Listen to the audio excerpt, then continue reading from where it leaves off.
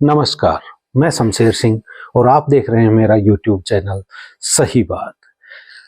भारत में जो मुसलमान रहते हैं उनको पूरी तरह से आज़ादी है बोलने की, घूमने फिरने की, आने जाने की।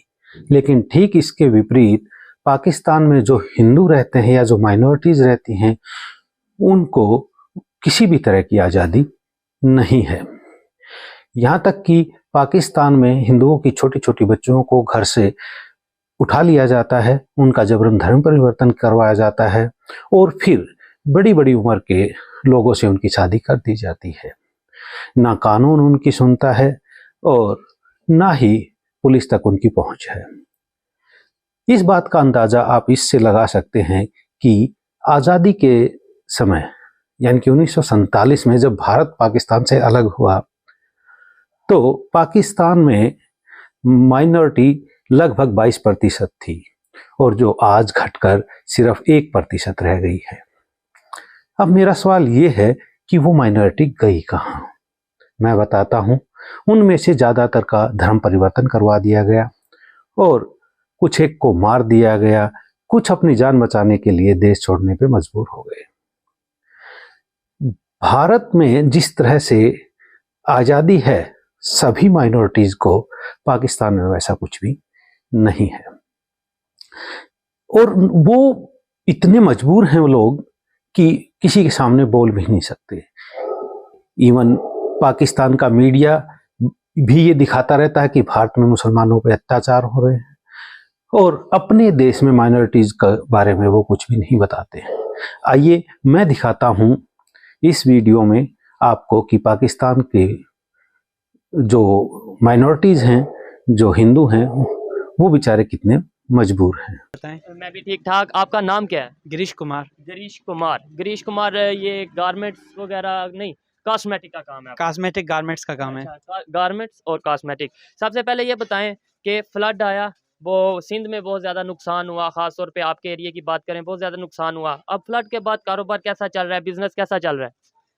ऐसे समझो बहुत दिनों के बाद मामूल पे आ रहा है। आहिस्ता आहिस्ता मामूल पे आ रहा आहिस्ता है। मामूल के बाद नुकसान हुआ, उसके गवर्नमेंट की तरफ से कोई ना कोई आपको आए होंगे, टीमें वगैरह आई होंगी, तो टीम आप तक भी पहुंची या आपके एरिया, ये नहीं कि आप तक, आपके एरिया में आई टीम?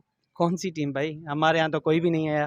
ठीक है, कोई भी नहीं। क्या नाम है ये लक्ष्मी माता, श्री गणेश भगवान और ये महादेव हैं, माता पार्वती हैं। ठीक है।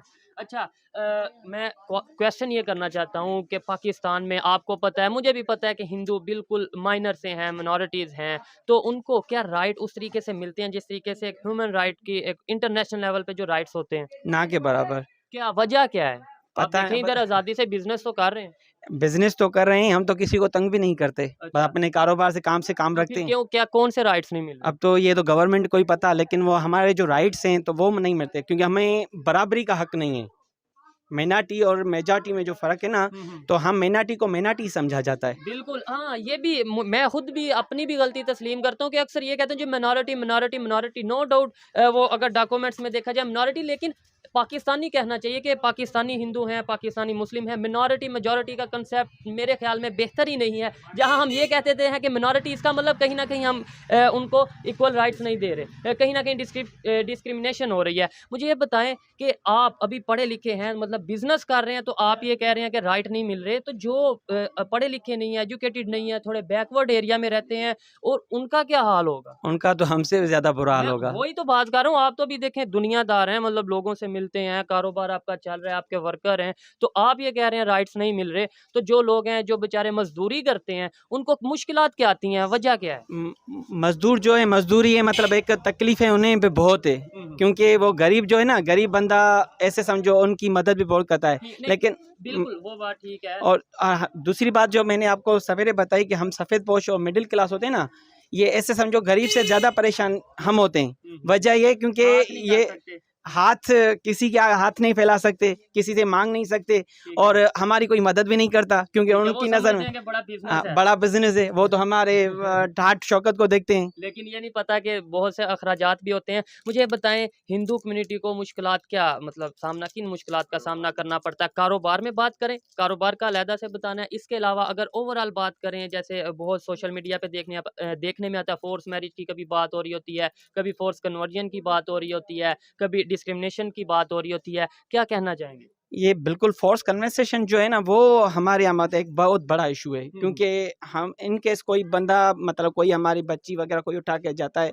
तो उसका कोई क्लेम ही नहीं करता, नहीं कोई FIR, ना ही कोई लाइन एंड तो ऑर्डर वो है। आपका कसूर है, आप क्लेम क्यों नहीं करते, FIR क्यों नहीं करते? एक्चुअली आप कह रहे हो ना कि हम क्लेम, हम तो कोशिश करते हैं ना, क्योंकि हम मेनाटी हैं, और किसी के साथ ऐसे समझो गुंडागर्दी नहीं कर सकते। और मिनॉरिटी मेरी नज़र में शायद हो सकते हैं, पब्लिक की नज़र में हो सकते हैं, कानून की नज़र में तो कोई मिनॉरिटी कोई मेजॉरिटी नहीं है ना। नहीं, कानून की कानून भी ऐसे समझो, बस वो जो बड़े लोग हैं, मजबूत ताकतवर लोग हैं, उन्हीं का है। और अब हम करते हैं इस वीडियो को ख़त्म। आपने देखा जो हिंदू हैं वो कितने लाचार हैं और उनके वहाँ क्या हालात हैं। अगर आपको मेरी बात लगी हो सही, तो सही बात को सब्सक्राइब, लाइक और कमेंट जरूर करें। जय हिंद।